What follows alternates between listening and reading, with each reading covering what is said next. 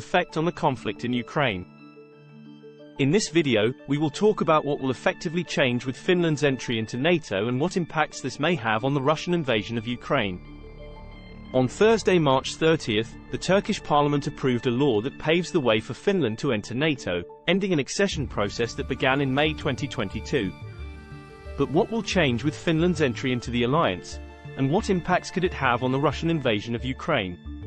To understand the impact of Finland's entry into the alliance, we need to go back to May 1945 when World War II ended in Europe. In November 1939, at the beginning of that conflict, Stalin's Soviet Union invaded Finland, winning a tough battle and only after losing about 50% of its strength. In June 1941, when Germany invaded the Soviet Union, Finland saw an opportunity to regain control of the regions that Stalin had stolen. The Finns decided to attack from the north. But in 1944, with Germany's defeat already certain and the Soviets advancing on all fronts, Stalin proposed that the Finns change sides and expel the Germans from their territory. In exchange, Finland's territorial integrity would be respected. That's what the Finns did, switching sides in the final phase of the war and expelling the Germans. As a reward, Stalin left Finland alone with the condition that it did not align with the West. Thus, in 1945, the famous neutrality or non-alignment of Finland began, something that the Finns rigorously followed for over 77 years.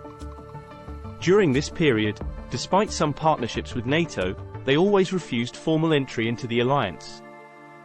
But that changed dramatically with the Russian invasion of Ukraine, an event that confirmed to the Finns what countries like Poland had been warning for years: Putin's goal is to expand Russia's borders through the use of force. First, Ukraine, then Georgia, Moldova, and why not Finland or even Sweden? For the Finns, if Putin invaded Ukraine, nothing would stop him from doing the same with Finland, using any flimsy argument. According to NATO statutes, all 30 current members must approve the entry of a new member. With Turkey having been the last member to do so on March 30th, the alliance will have 31 members in a few days. But now, directly answering the video's title question, what will be affected by Finland's entry into the alliance? In military terms, Finland is far from a major power, with armed forces composed of only 25,000 soldiers. However, a big bonus for Finland is its mandatory recycling and upgrading program for its troops' equipment.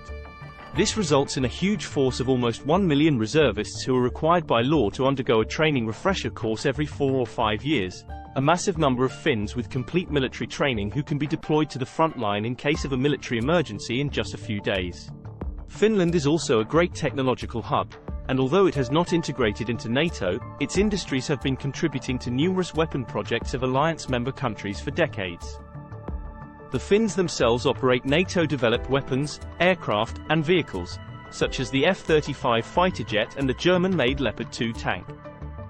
However, the greatest impact will be geopolitical, as the alliance is now opening a direct front with Russia spanning 1,340 kilometers in the north, a region diametrically opposed to where the current conflict in Ukraine is taking place.